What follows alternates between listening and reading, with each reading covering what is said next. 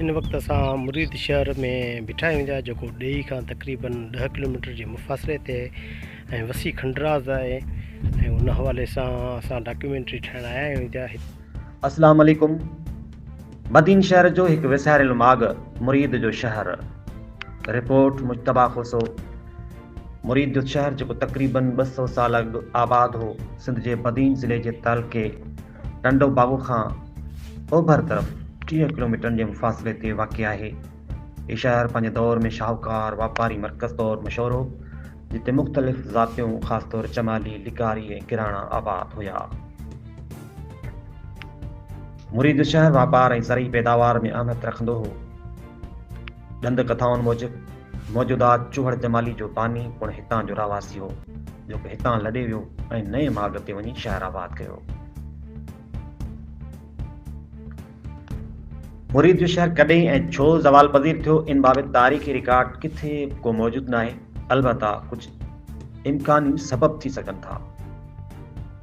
Number पहिरियों, कुदरती आफ़तूं। मुमकिन आहे ॿोॾ या ज़िलज़िलो आयो हुजे, इन सबब शहर तबाह थियो हुजे।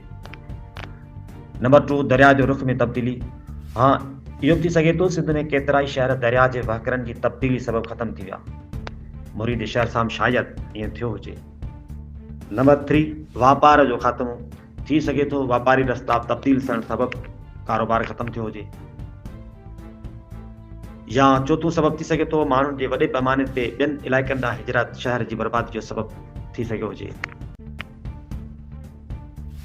ऐं ईअं थी सघे थो का वॾी क़बाइली जंग लॻी हुजे, उन जे करे बि शहर वीरान थियो हुजे। बहरहाल शहर वीरान थी चुको आहे।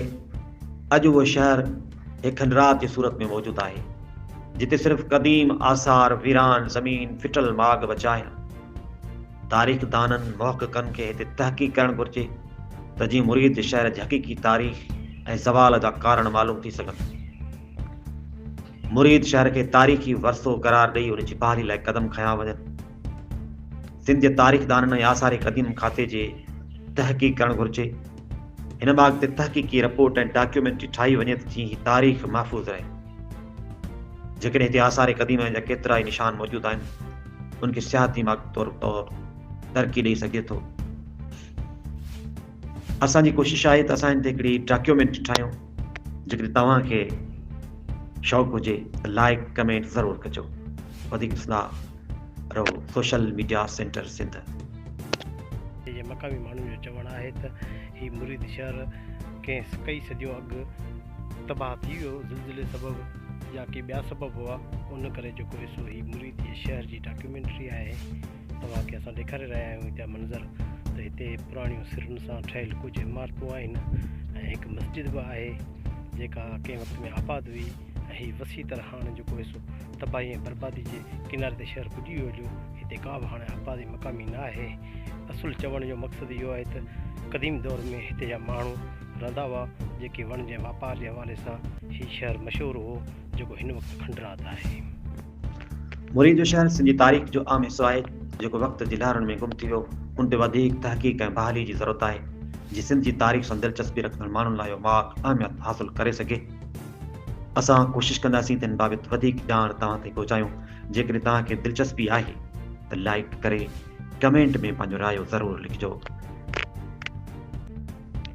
Report Mujtaba Khoso, social media centre Sindh.